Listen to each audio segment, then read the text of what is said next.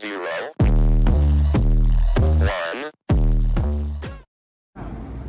So my name is Brian Reed. I've been in state patrol for 17 years now. Started up in the mountains, worked up there for a while, came down to Castle Rock. I've been on a motor carrier unit for 6 years now, so I deal with commercial vehicles specifically now for the last 6 years. Different ways you can come in contact with us. Obviously the easy one for bigger vehicles. If you're going through the ports, the fixed ports, you have to stop with those with anything that's this big. If you ever see us set up roadside, have our signs up somewhere, then you have to pull into those, and then you can be stopped just like anybody else for a traffic violation, for speeding, not using your turn signal, or anything like that. You can come into contact with us for that. First thing that's going to happen when we contact you is we're going to ask for your documents, just like any other stop. Ask for your driver's license, insurance, registration. Then we're going to check to see if you are a commercial vehicle.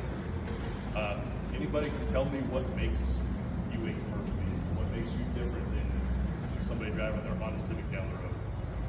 Weight. Part of it. Anybody know what the weight is? 16,001 pounds. If?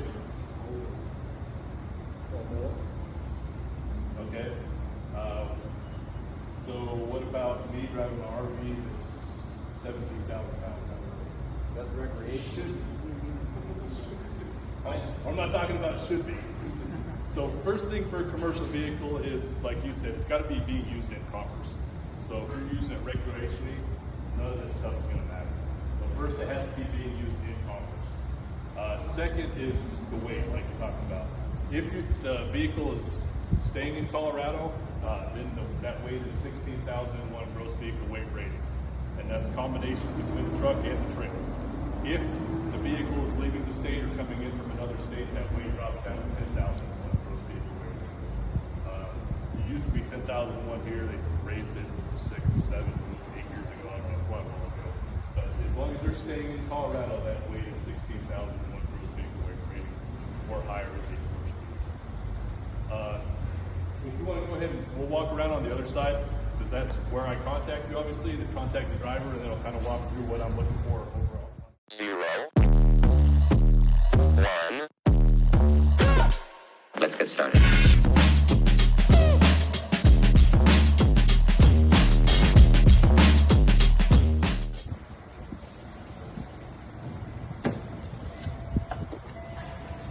So, for anybody that doesn't know, this is that weight I'm talking about, GVWR. 52,350 is what this one is. Make sure you're looking at that, and sometimes there's kilograms and pounds both on there, so make sure you're looking at the one that says pounds. And then the same thing with the trailer. You're gonna look up on the sticker right here, 68,000 pounds for the trailer, so we combine those two weights, and that is your combined weight for your truck and trailer. Second question about weights. When do you need a different license to drive a commercial vehicle? 26,001 pounds. 26,001 pounds. So a 20,000 pound vehicle can still be a commercial vehicle, but you can drive that with a regular license. 26,001 is when you need a different license. So that's 26,001 gross vehicle weight rating. The trailer's over 10,000 pounds. That's when you need your Class A to drive it. So big truck, big trailer. Class B is when the truck by itself is 26,001 gross vehicle weight rating or higher, and it either has a trailer that's under 10,000 pounds or no trailer at all. So that'd be this thing driving down the road with no trailer, or you guys' straight trucks over there. That'd be a Class B driver's license to drive those. Class C is hazmat or passengers. So any amount of placarded material in a commercial vehicle makes it at least a Class C driver's license. If you have a Class A, then you're covered with everything underneath it. Class A can drive a B or C, B can drive B or C. So even, gave an example earlier, motorcycle driving down the highway carrying dynamite has to have placards on it. You need a Class C driver's license to drive that. We do have a motorcycle that delivers hazmat up to some mines up in the mountains by Trinidad. So one of our other guys inspected him. he had everything like he was supposed to. Had placards, everything, had his Class C driver's license. But That's convenient. any amount of placarded material is a Class C driver's license. What company is that? I might have the wrong job. It wasn't me that did the inspection. I don't know. It might be my next challenge. I go Yeah. for. Motorcycles and dynamite. Yeah. Sounds like a good mix. So once I talk to you, I find out this is a commercial vehicle, looking at those weights, you are in commerce, then I'm going to determine what kind of inspection I'm going to do. A level 3 inspection is where we're just checking paperwork. So we're going to check all that. We're going to check your annual inspection on your truck and your trailer. Sticker on the other side, I'm guessing. So you can either have the sticker or the piece of paper. You have to have one though, and that's for the truck and the trailer. So that's the sticker right here. So you can have that or you can have the paper. Make sure as part of your pre-trip you're looking at those stickers. Make sure you can actually read them. The year didn't wash off when you washed the truck last night or somebody else washed it. If I can't see what the year is, then it doesn't count. So it sounds like you guys usually put your paper in there as backup, which is fine. You can have one or the other. As long as I can read either that paper or that sticker, you're good. You can put either one in there. They're good for a year from that date. So this one's good until February 2025. So all state troopers are at least level 3 certified. So they can all at least do at least a paperwork inspection. And then some other agencies have some people that do inspections as well. And then we have other people that do level 2s, 1s. Everybody that's part of our motor carrier unit can do level 1 inspections, so we can inspect anything. Hazmat, those guys can inspect anything. And then we have other people that they just like dealing with commercial vehicles, so they are level 1 inspectors also. So all of us are at least level 3. What I'm gonna kind of walk around and talk about is a level 2 inspection. That's what you guys should be doing as part of your pre-trip and post-trip every day. That's looking at the mechanics, the lights, that kind of stuff. So after I gather that stuff, next thing I'm gonna do is look for your fire extinguisher. Make sure that it's in the green. Make sure whoever you drove this yesterday didn't actually use that fire extinguisher and throw it back in here. Make sure it's actually charged. Find your triangles. Make sure you have 3 triangles in there. Functional triangles. Again, make sure whoever drove this truck class didn't use their triangles for some reason and one of them got run over. Now you only have 2. So make sure it's part of your pre-trip, you're checking those. That's probably the 2 easiest things for a driver to check as part of their pre-trip, and probably one of the most common violations I find. If they tell me, oh, whoever drove this truck yesterday, the triangle got run over, use a fire extinguisher, and they didn't tell me. Make sure you're checking when those are in there. If the fire extinguisher's in the cab with you like this, it does have to be mounted, so make sure it's actually secured in there. So if you get in a crash, it can't move around or become a missile inside of there. I'm gonna have you turn on your key, turn it to the on position, turn your lights on. So I'm gonna walk up to the front and I'm gonna start giving you hand signals, telling you what I want you to do. So I'm gonna start with your lights, do your high beam, your low beam. You have to have both. It's not an out of service violation if it's during daylight, but you do have to have both high beam and low beam. Check your turn signals both directions. Check your 4-ways. I'm gonna check your horn. Check your windshield wipers with fluid. Not having fluid in there is also a violation. You have to be able to clean off your windows, especially come winter time when all that muck is getting up on your window. You have to be able to clean it off. And for those of you that don't know, it sounds like you guys had a couple out of service violations recently. Any out of service violation hits your guys' company CSA score way harder than a normal violation. So it basically counts double against the company rating. So make sure you're checking anything that's out of service specifically as part of your pre-trip. You're checking that stuff every day. Once I'm done with the front, I'm gonna start walking down the side of the vehicle, be looking at all your side markers, be checking tires. What's the minimum tread depth on a steer tire? 430 seconds. 430 seconds on a steer tire. What about everything else? 230 seconds. 230 seconds. Any bulges, bumps, anything like that is out of service. So if you see a big bulge on the side of that tire, it's got to be replaced. If one tread groove on that tire is under 4/32 of an inch, that's a violation. So if it's wearing uneven, if anywhere on that tire is under that minimum tread depth, it needs to be replaced. That's a violation. And we're going to measure in the lowest spot that we see. So, like I said, when you're looking at it, measure the lowest spot, because that's what we're going to measure too. After we get done with that steer tire, we're going to come back, check the rest of your tires. Same thing, looking for any bulges, looking at that tread depth, looking at all your lugs, test your lugs, make sure your lugs are all tight on there. We don't turn hard, but we shouldn't be able to just with our hands be able to start unloosen those. We're going to work our way back down the trailer. Again, checking any of your side markers, your lights. We're going to, once we get to the back, we're going to be checking your lights, turn signals both directions. So that's both the turn signals on the rear of the trailer and your turn signals on the rear of your power unit. We're going to check turn signals both directions. We're going to check your brake lights, making sure they all work. Any turn signal on the rearmost part of the vehicle, which would be your trailer, any turn signal that doesn't work is an automatic out of service. So that's an easy catch for you guys in the morning. But if we catch that, like I said, that's out of service, so that's going to be hitting your guys' score even worse. Brake lights, if both of them are out on the rearmost part of the vehicle, again, out of service. So that's easy stuff you guys should be checking as part of your pre-trip when you're walking around checking that stuff in the morning. We're going to come back up the other side, check the same stuff coming back up the other side. Once we get back up here, I'm going to jump up next to you. I'm going to have you turn the key off, turn the key back on. I'm going to be looking for that ABS light. It should come on for a couple seconds, then go back off. Same thing with having an ABS light back on the rear part of your trailer. So I'll probably have you do it twice. We usually, when we're back there, we'll have you do it.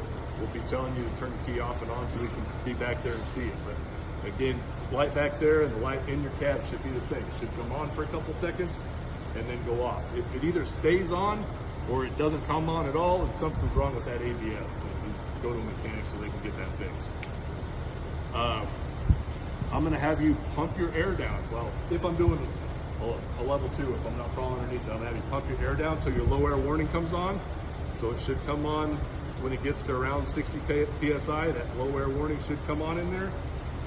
And then I'm going to have you come out here. I'm going to have you take your red handle off. That should start releasing air to that trailer. It should stop air. Your tractor protection valve should stop air going to that trailer once it gets, I think it's around 30 PSI, but it should leave enough air in your cab to start to stop this vehicle. So it shouldn't bleed all the air out of your vehicle. So that's all stuff that you guys can check as part of your pre-trip and post-trip. That's a level 2 inspection. And then a level 1, the difference is we're actually going to crawl underneath the vehicle. We're going to be checking for steering wheel lash. We're going to have to rock your steering wheel back and forth, make sure that when you're turning that steering wheel, the wheels are actually moving. We're going to be looking at your suspension, making sure there's no cracks in that suspension, making sure we're going to be measuring the brakes, measuring the push rod travel on those brakes. There's a threshold that those can't go over. So depending on the size of those brakes, we're measuring all of those. And we're just going to crawl from the front all the way to the back, checking brakes, looking at suspension, looking for any leaks. Can't be any leaking gasoline down there. If it's oil, it just drips once or twice while I'm under there. I'm not that worried about it. Could be from last time the vehicle had an oil change or whatever. But if I come out and there's a big puddle underneath there, then it's a violation. Something's wrong. It's leaking that much. Looking at belts and hoses, shouldn't be any cracks in the belts, shouldn't be any big bulges in the hoses, no cracks in the frame, and looking for any leaks. So if you hear any air leak, any air leak on there is a violation. find out where that air leak's coming from and get it fixed. We're gonna do what we call air loss rate test if there's an air leak in there. So we're gonna have you start the truck, get the PSI up to between 90 and 100. We're gonna have you press the brake. It should dip just a little bit when you first press the brake, but that compressor should either maintain where that is or it should start building air. If it keeps losing air, that's out of service. But it's just a normal violation if it stops and it starts building air back up. But any air leak at all is a violation. That's about it. It sounds like short haul guys, you guys are under short haul exemption, so you use a tablet, but it's not an ELD, right? Yeah. So if you stay within 150 air miles, you can use a short haul exemption, so you have to start and stop from the same place here every day. You have to stay within that 150 air miles. You have to be released from work within 14 hours, and you have to have at least 10 hours off.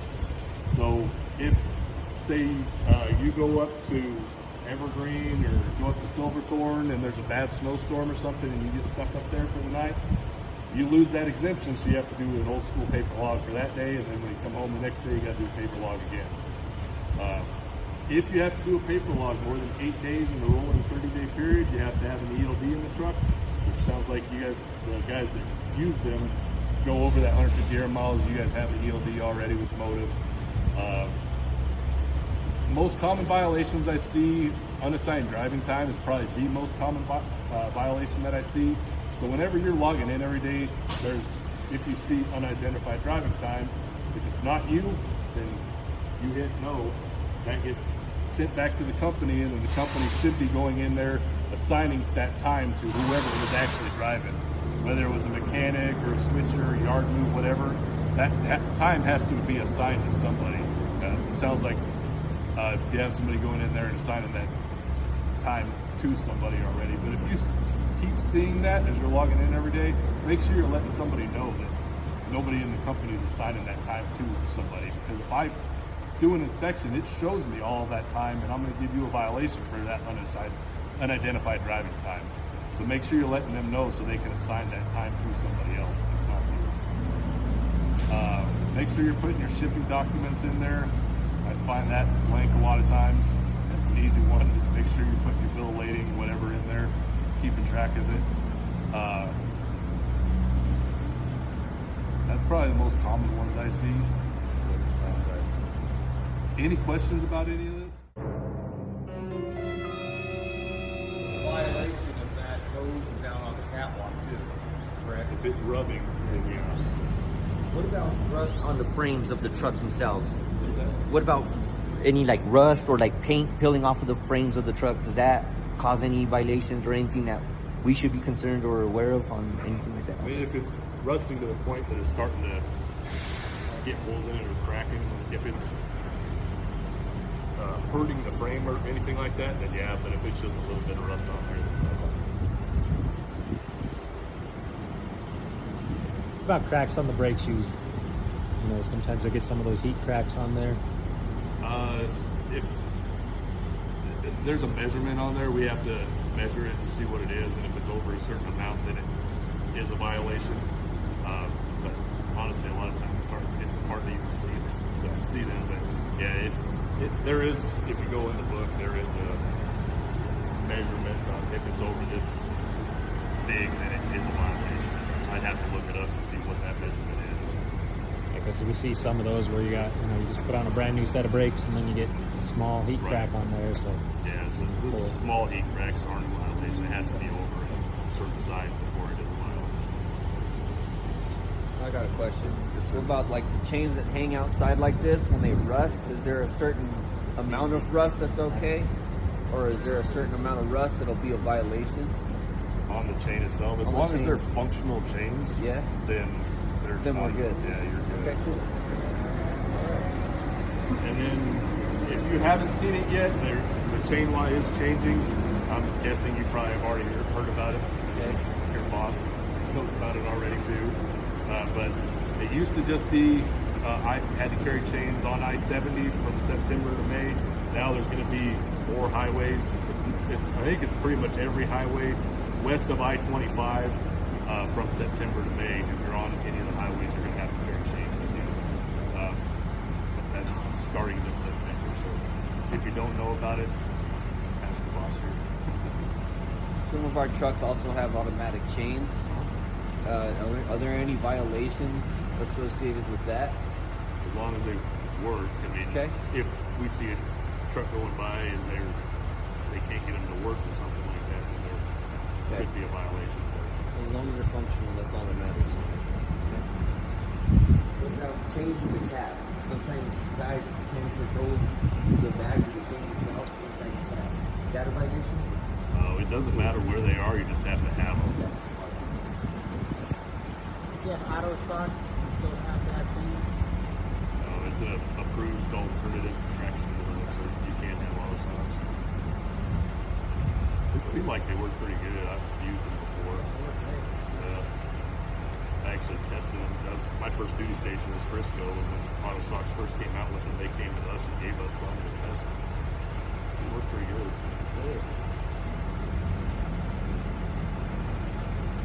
What about horn? Both horns have to work? Air horn and steering? As long as you have a horn. And if I'm doing the test, use your city horn if you have one. If it doesn't work, then use the big horn. But I'm obviously standing right next to that, so I appreciate the city horn a little more. Does anything apply with the city home right now that you're going out of the city? Because I know that over the road is part of the field and It just says you have to have a horn, functioning horn. that's why I asked because when I was going to school, they did make it clear to us and I was going to the inspection for it. We don't have to go.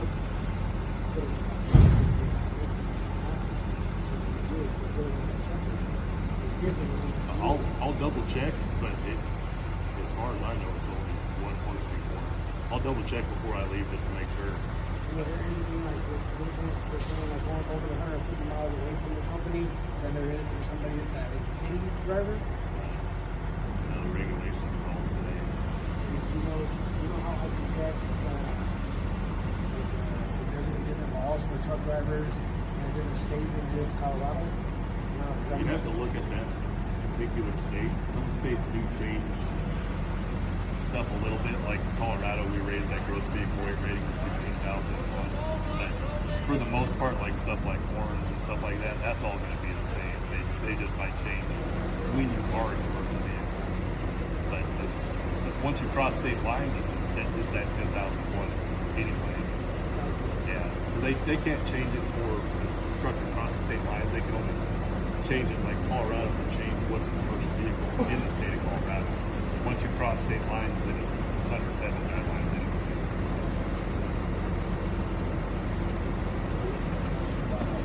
Windshield? Can you confirm like cracks in the windshield? Cracks in the windshield? Yeah, when does that become violation? Like cracks in like a chip or? So if there's intersecting cracks in the driver's field of vision, then it's a violation. Or if there's a pit bigger than a quarter, then it's a violation. In the driver's vision. So, yeah, so if it's over in the far corner, I'm not that worried about it. But if you're sitting in the driver's seat and looking at the road, if it's in your field of vision, then it's a violation.